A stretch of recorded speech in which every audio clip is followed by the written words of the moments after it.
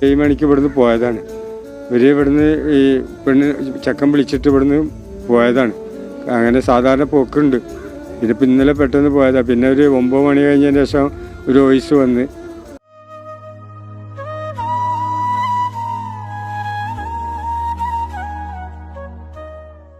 Hello hello മുഹമ്മദേ, ആ Muhammad DSP ആണ്.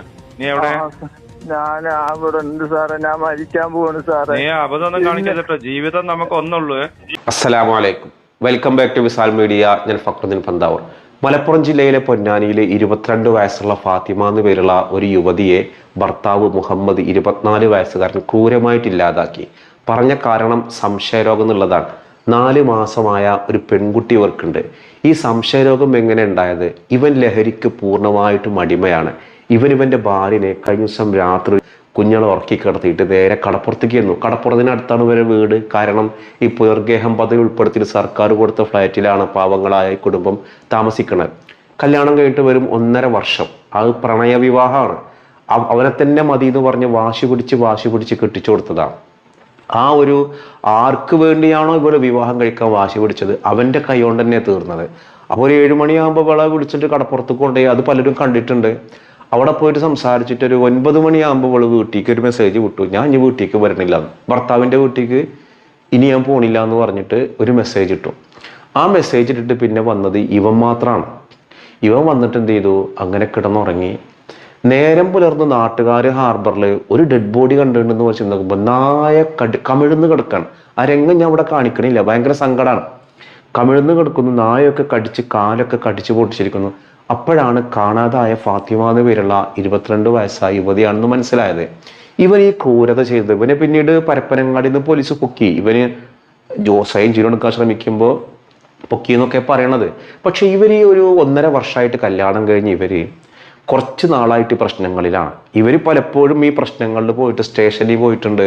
ഇവളെ മേലാകെ അടിച്ച് പൊട്ടിച്ചിട്ട് അപ്പോഴൊക്കെ ഇതൊക്കെ ഒത്തു തീർപ്പാക്കിയിട്ട് വിടലാം. 7 മണിക്ക് ഇവിടുന്ന് പോയതാണ്. ഇവിടുന്ന് ഈ പെണ്ണ് ചക്കൻ വിളിച്ചിട്ട് ഇവിടുന്ന് പോയതാണ്. അങ്ങനെ സാധാരണ പോക്കുണ്ട്.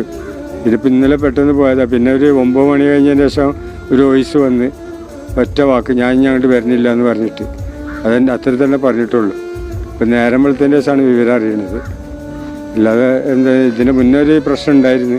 അത് പോലീസ് സ്റ്റേഷനിൽ വെച്ചിട്ട് ലോഗിയാക്കിയതാണ്. അവരിപ്പോൾ ഒരാഴ്ച മുമ്പ് ഒരു പ്രശ്നം ഉണ്ടായിട്ട് ഭാര്യനെ ഒരുപാട് തല്ലലും ഇതെല്ലാം ഉണ്ടായിരുന്നു. തച്ചടി ചുണ്ടെല്ലാം പൊട്ടിയിട്ടുണ്ടായിരുന്നു. അങ്ങനെ ഈ പോലീസ് സ്റ്റേഷനിലേക്ക് ഒരു കേസ് കൊടുത്തിട്ട് കുട്ടീനെ, ഒരു 4 മാസമുള്ള ഒരു കുട്ടിയുണ്ട്, പെൺകുട്ടിയുണ്ട്. അവൻ അവിടുന്ന് കുട്ടീനായിട്ട് പോയതാണ്. അവന് ലാസ്റ്റ് കുട്ടീനെ കൊണ്ടുവന്ന് അങ്ങനെ ലോഗിയായിട്ട് പിന്നെ വേറെ താമസിക്കാമെന്നും പറഞ്ഞിട്ട് കൊണ്ടുപോയതാണ്. എൻ്റെ പൊന്നു ഹബീബന്മാരെ, നിങ്ങൾ കെട്ടാൻ പോണ ഒരാൾ ലഹരിക്ക് അഡിക്റ്റ് ആണോ എന്നുള്ളത് പരിശോധിച്ച് കെട്ടുന്ന ഒരു സംവിധാനം മഹല്ലിൽ ഉണ്ടാക്കണം.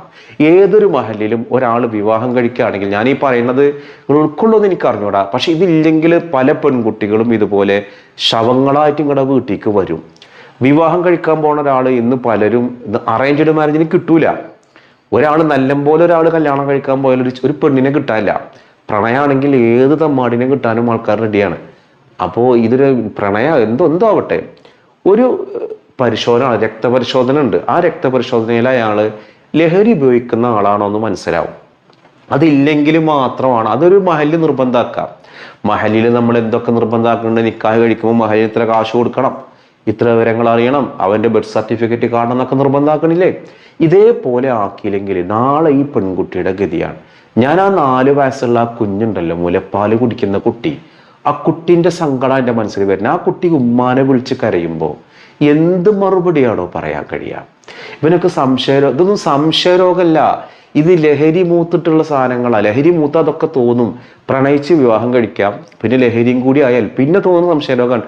ഉമ്മാക്ക് വിളിക്കാൻ പാടില്ല, വാപ്പാക്ക് വിളിക്കാൻ പാടില്ല, കുടുംബത്തിനാർ വിളിച്ചാലും ആർക്കാടി വിളിക്കണം, ആർക്കാടി சொல்லണം. ഇതിങ്ങനെ തുടങ്ങി പിന്നെ അങ്ങോട്ടും വർത്താനാവും. ആ വർത്താനം ചെന്ന് എത്തുന്ന എവിടേക്കാണ്? ഇവളെ ഷാള് മുറുക്കിയിട്ട് തീർത്ത് കളഞ്ഞതാ. അപ്പോൾ ഇതിൽ രക്ഷപ്പെടാനുള്ള മാർഗം ഞാൻ പറയണത് കേട്ടോ. മഹല്ല് സംവിധാനത്തിലൂടെ ചെയ്യുന്ന കാര്യം സർക്കാർ ചെയ്യുന്നൊക്കെ തോന്നുന്നില്ല. കല്യാണം കഴിക്കാൻ പോകണം, ഓരോരുത്തരുടെ പിടിച്ചിട്ട് ഇവർക്ക് ലഹരി ഉണ്ടോ എന്ന് നോക്കാൻ പറ്റുമോ? പക്ഷേ നമുക്കിത് ചെയ്യാൻ പറ്റും. വീട്ടുകാരെ നിർബന്ധിപ്പിച്ച് കഴിഞ്ഞാൽ ചെയ്യാൻ പറ്റും. 2, ഇത് ലഹരി ഉപയോഗിക്കുന്ന ഒരാളാണ്, ചെറിയ അളവിലാണെങ്കിൽ ആ കല്യാണങ്ങൾ നടത്തണം. ഈ നടത്തി കഴിഞ്ഞതിന് ശേഷം ചെയ്യാം. നിങ്ങളെ ഹസ്ബൻഡിന് ഇങ്ങനെ ഉണ്ടോ, ഭാര്യയ്ക്ക് ഇങ്ങനെ ഉണ്ടോ നോക്കാം. നോക്കിയിട്ട് എന്താ ചെയ്യുക, സംശയരോഗമുണ്ട് എന്നുണ്ടെങ്കിൽ പൊന്നു മക്കളെ നിങ്ങൾ ആ വീട്ടിൽ നിൽക്കരുത് കേട്ടോ. സംശയരോഗം പല പല തോതുകളിലുണ്ട്. ആ തോതിനനുസരിച്ച് നമ്മൾ ആ കൂടുതലുള്ള ആൾക്കൊരു കൗൺസിലിംഗ് കൊടുക്കണം. എങ്ങനെയാണ് ഇവരോട് പെരുമാറേണ്ടത്? എല്ലാ സംശയരോഗത്തിനും നമുക്ക് ഡിവോഴ്സ് ചെയ്ത് വരാനൊന്നും പറ്റൂല. കുട്ടികളും കാര്യങ്ങളൊക്കെ ഉണ്ടായിരിക്കും. നമ്മൾ പ്രാക്ടിക്കലായിട്ട് ചിന്തിക്കുക. ഒന്നും നിങ്ങൾ ചെയ്യണത്, ഈ പെൺകുട്ടികളെ, നിങ്ങൾ ഏതെങ്കിലും ആണിൻ്റെ കീഴിൽ ഓൻ്റെ ചെലവിന് കൊണ്ടുവന്നിട്ട് അവൻ്റെ കാശ് കൊണ്ട് ജീവിക്കുന്ന ഒരു ജീവിതമായിട്ടല്ല കാണുന്നത്. മറിച്ച് നിങ്ങൾ പഠിച്ച് നിങ്ങളൊരു ജോലി വാങ്ങാൻ ശ്രമിക്കുക. എന്നിട്ട് പോരെ കല്യാണം. അപ്പൊ നിങ്ങളുടെ 2 കാലങ്ങൾക്ക് നിൽക്കാൻ പറ്റും. നിങ്ങൾക്ക് പഠിക്കാൻ പറ്റണില്ല, പഠിക്കാനുള്ള മിടുക്കില്ല, വേറെ അത്ര സ്കില്ലിന്റെ ജോലികളുണ്ട്. നിങ്ങൾ എന്തെങ്കിലുമൊക്കെ ഒരു നിങ്ങൾ എന്ത് ചെയ്യും? ആണുങ്ങൾ ഇങ്ങനെ കെട്ടിയ ആണുങ്ങൾ മാത്രം അധ്വാനിച്ച് പുറത്തു പോയിട്ട് അവരുടെ കൈയോട് ജീവിക്കാന്ന് കരുതുന്ന അവസ്ഥകൾ മാറ്റി നിങ്ങൾ സ്വന്തം നിലയിൽ ജീവിക്കാൻ ശ്രമിക്കുക. ഇതൊക്കെ ഹസ്ബൻഡ് നയിച്ചുണ്ടാക്കി കൊണ്ടുവരണം. ഒരു മൊബൈൽ റീചാർജ് ചെയ്യാൻ വരെ അയാളെ ഇതിൽ നിൽക്കണം. എന്നിട്ട് അയാൾ എന്തെങ്കിലും പറഞ്ഞാൽ തിരിച്ചങ്ങോട്ട് തെറി പറയും, അടിയാവും, പിന്നെ ജീവനും പോകും. നമ്മുടെ സാമൂഹിക ഘടന പുനർനിർമ്മിക്കണം. അങ്ങനെ സ്വന്തം കാലം നിൽക്കുന്ന പെൺകുട്ടികൾ മതി കല്യാണം കഴിക്കണമെന്ന് ആൺകുട്ടികളും കരുതുക. പല ആൺകുട്ടികൾക്കും തൻ്റെ ഇടത്തോടു കൂടി സംസാരിക്കുന്ന പെൺകുട്ടികളെ പേടിയാണ്. അപ്പോൾ മഹല്ല് സംവിധാനം ഒന്ന് കാര്യക്ഷമമാക്കിയാൽ ഈ MDMA ഉപയോഗിക്കുന്ന, കഞ്ചാവ് ഉപയോഗിക്കുന്ന ആളുകളെ കണ്ടെത്തിയിട്ട് അവരെ വേണ്ടാന്ന് വെക്കുന്ന രീതിയിൽ ബോധവൽക്കരണം വേണം. പിന്നെ വിവാഹത്തിന് മുൻപൊരു പ്രീമാരിറ്റൽ കൗൺസിലിംഗ് കൊടുക്കണം. ഇന്ന രീതിയിലൊക്കെയാണ് പ്രശ്നങ്ങൾ, എങ്ങനെ ഹാൻഡിൽ ചെയ്യണമെന്നുള്ളത് വിവാഹം കഴിഞ്ഞിട്ടും കൊടുക്കണം ഒരു കൗൺസിലിംഗ്. ആരോടൊക്കെ പെരുമാറും. കാരണം നമ്മുടെ നാട്ടിൽ സംശയരോഗം എന്ന് പറഞ്ഞിട്ട് ആളുകളെ കൊല്ലുന്നത്, കേരളത്തിൽ എത്ര കേസുകൾ അങ്ങനെ വരുന്നത്. ഈ കൊലപാതകികളൊക്കെ നിങ്ങൾ നോക്കി, ഒരു 4-5 മാസം ഇതിവിടെ കിടക്കും. ഒരു പക്ഷേ ഒരു 90 ദിവസം ജയിലിൽ കിടന്നാൽ ഇവനും നാളെ ഇറങ്ങി വരും. എന്തൊരു സ്നേഹത്തിലും സന്തോഷത്തിലും കഴിഞ്ഞിരുന്ന ആളുകളാണ്. ആ ആളുകൾക്കിടയിൽ വലിയതായി വന്നത് ലഹരിയാണ്. ലഹരി ഇവിടെ സർക്കാർ നിർത്തുമെന്ന് എനിക്ക് തോന്നുന്നില്ല. കാരണം ഇതിന്റെ അവൈലബിലിറ്റി കൂടുതലാണ്. ഏറ്റവും അധികം കഞ്ചാവും ലഹരിയും ഒക്കെ ഓരോ പ്രദേശങ്ങളിലും, പ്രത്യേകിച്ച് പൊന്നാനി മേഖലകളിലൊക്കെ ഇത് കൂടുതലാണ്. ഞാൻ അത് പറയുന്നത് കൊണ്ട് ഇങ്ങോട്ട് വിരോധം തോന്നണ്ട. നിങ്ങൾ പല പല കേസുകൾ എടുത്തു നോക്കാം. അവരുപയോഗിക്കുന്ന ആളുകളുടെ എണ്ണം കൂടുതലാണ്. കഞ്ചാവ് ഒന്നൊരു തെറ്റായിട്ട് കാണില്ല എന്ന് ഓരോരുത്തർ പറയണേ. വലിയ IAS ഓഫീസർ പറയണേ കഞ്ചാവ് നിയമവിധേയമാക്കണം. അപ്പോൾ അതിൻ്റെ കൂടെ സംശയരോഗം കൂടി ചേർന്നാൽ എന്തായി? പിന്നെ ആ ജീവിതം ദുരിതമായി. അങ്ങനെ നിങ്ങൾ ഡിവോഴ്സ് ആവണ്ട, സെപ്പറേറ്റഡ് ആയിട്ട് ജീവിക്കാനുള്ള തൻ്റെ ഇടം വേണം. അതുകൊണ്ട് പെൺകുട്ടികൾ ഉപ്പമാരങ്ങൾ മക്കളെ കെട്ടിച്ചു കൊടുക്കാമെന്ന് മാത്രമല്ല നിങ്ങളുടെ പരിഗണന വേണ്ടത്, മറിച്ച് അവർക്കൊരു ജോലിയാക്കി കൊടുക്കുക. പെൺകുട്ടികൾ മാറണം. ഏതെങ്കിലും ഒരാണിൻ്റെ കയ്യിൽ അവൻ്റെ ഒരു ഐഫോണും പ്രതീക്ഷിച്ചിട്ട് പെണ്ണാണ് വരുമ്പോൾ ഒരു ഐഫോണും കിട്ടി, ചെങ്ങായിക്ക് പോലും ഐഫോൺ ഉണ്ടാവില്ല. അപ്പോൾ കടം മേടിച്ചിട്ട് ഐഫോൺ കൊടുത്തിട്ട് അതിമ്മ സന്തോഷമായിട്ട് റീൽസ് എടുത്ത് ജീവിക്കാം. അതൊക്കെ മാറി അത് സ്വന്തം കാലിൽ സ്വന്തം അധ്വാനിച്ച് ജീവിക്കാൻ പഠിക്കുക. നിങ്ങൾ സ്വന്തമായിട്ട് ഐഫോൺ വാങ്ങുക. അങ്ങനെ ഐഫോൺ വാങ്ങുമ്പോൾ സാമൂഹിക ഘടന മാറിയാൽ തന്നെ അത് മാറുള്ളൂ. അല്ലെങ്കിൽ സംശയരോഗം എന്ന് പറഞ്ഞിട്ട് ഇനിയും പെൺകുട്ടികളുടെ ജീവിതം പോകും. ആൺകുട്ടികളുടെ ജീവിതം പോകുന്നുണ്ട്. ഭാര്യമാർക്ക് സംശയരോഗം 24 മണിക്കൂറും ഫോണ് പരിശോധിച്ചിട്ട് സ്വൈര്യം കൊടുക്കാത്ത ആൾക്കാരുണ്ട്. അപ്പൊ ഇതിന് മഹല്ല് സംവിധാനത്തിൽ ഈ ലഹരി ഉപയോഗിക്കുന്നവരെ കണ്ടെത്തിയിട്ട് അവർക്ക് ബോധവൽക്കരണം കൊടുക്കുകയോ അവരുടെ അഡിക്ഷൻ സെന്ററിൽ കൊണ്ടുപോയിട്ട് മാറ്റാൻ ശ്രമിക്കുകയോ വിവാഹത്തിലേക്ക് എത്തിയതിന് മുൻപാണെങ്കിൽ ആ വിവാഹം ഒഴിവാക്കാൻ ശ്രമിക്കുകയോ ചെയ്തിട്ട് ജീവൻ രക്ഷിക്കലാണ് ആദ്യം വേണ്ടത്. ഇനി ഒരു ഫാത്തിമാക്കി ഗതികേടുണ്ടാവരുത്. ആ പൊന്നുമോളെ കരച്ചിലിങ്ങളെ കാതിൽ കേൾക്കണില്ലേ? ഉമ്മാനെ വിളിച്ച് കരയുന്ന ഒരു കുഞ്ഞിന് എന്ത് ആശ്വാസ വാക്കറപ്പേ കൊടുക്കുക. ആ മരണപ്പെട്ടു പോയ പെൺകുട്ടിയുടെ ചിത്രം കാണുമ്പോൾ ഉള്ളുരക്കാണ്. ആ വീട്ടുകാരെ ആശ്വസിപ്പിക്കാൻ പോലും വാക്കുകളില്ല. എന്തായാലും നമ്മുടെ നാട്ടിൽ ഇങ്ങനെ ഒരു ദുരന്തം ഇനി നടക്കരുതേ എന്നുള്ളതാണ് എൻ്റെ പ്രാർത്ഥന. ഹലോ മുഹമ്മദേ, DSP ആണ്. നീ എവിടെ? ഞാൻ അവിടെ ഉണ്ട് സാറേ. ഞാൻ മരിക്കാൻ പോവാണ് സാറേ. നീ അബദ്ധമൊന്നും കാണിക്കാട്ടോ. ജീവിതം നമുക്ക് ഒന്നുള്ളൂ. ജീവിച്ചിരിക്കും. നീ ആ കുട്ടിനെ നല്ല രീതിയിൽ വളർത്തും. അങ്ങനെയാണ് അന്തസ്സുള്ളവർ ചെയ്യേണ്ടത്.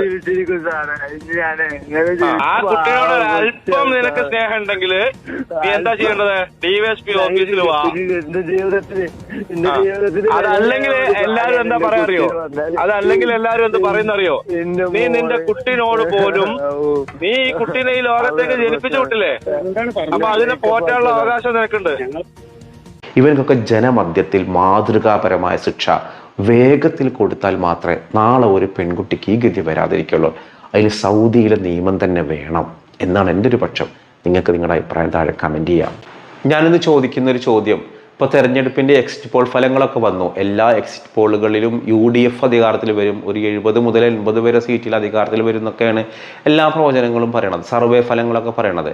ഞാൻ ചോദിക്കുന്നൊരു ചോദ്യം, എന്തായാലും UDF അധികാരത്തിൽ വരാനാണ് സാധ്യത.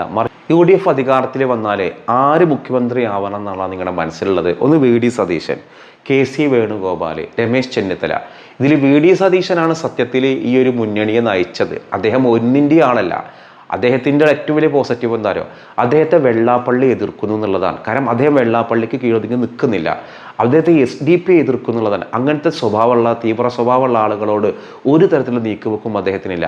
പലരും എതിർക്കുന്നു എന്നുള്ളത് തന്നെയാണ്, പല ജാതീയ മുന്നണികളും എതിർക്കുന്നു എന്നുള്ളതാണ് VD സതീശൻ്റെ പ്ലസ് പോയിന്റ്. പിന്നെ രമേശ് ചെന്നിത്തല ഭരണ പരിചയമുള്ള ആളാണ്, മുൻപ് ആഭ്യന്തരമന്ത്രി ഒരാളാണ്, എല്ലാ വിഭാഗം ആളുകളുമായിട്ടും ബന്ധമുള്ള ഒരാളാണ് രമേശ് ചെന്നിത്തല. ഇനി KC വേണുഗോപാൽ പാർട്ടിയിലെ വലിയ ബന്ധമുള്ള ഉന്നത സ്ഥാനത്തുള്ള അദ്ദേഹത്തിനും വലിയ എന്താ പറയുക അണികൾക്കിടയിൽ വലിയ സ്വാധീനമുള്ള ഒരാളാണ് KC വേണുഗോപാൽ. പക്ഷെ അദ്ദേഹം എന്തല്ല MLA ആവാനുള്ള മത്സരത്തിൽ പങ്കെടുത്തിട്ടില്ലല്ലോ. അപ്പോൾ ഇതിലാര് മുഖ്യമന്ത്രി ആവാനാണ് നിങ്ങളുടെ മനസ്സിലുള്ളത്? ശക്തനായ VD സതീശനാണോ, രമേശ് ചെന്നിത്തലയാണോ, KC വേണുഗോപാലാണോ? എൻ്റെ ഒരു അഭിപ്രായം ഞാൻ പറയാലോ, ഞാൻ നിങ്ങളോട് ചോദ്യം ചോദിക്കുമ്പോൾ ഞാനും കൂടി പറയണമല്ലോ. എൻ്റെ അഭിപ്രായത്തിൽ ഇത് ജയിച്ചു കഴിഞ്ഞതിന് വേണ്ടി പ്രവർത്തിച്ച VD സതീശൻ തന്നെ മുഖ്യമന്ത്രി ആവണം എന്നുള്ളതാണ് എൻ്റെ ഒപ്പീനിയൻ. നിങ്ങൾക്ക് നിങ്ങളുടെ ഒപ്പീനിയൻ താഴെ ഒന്ന് കമൻറ്റ് ചെയ്യാം.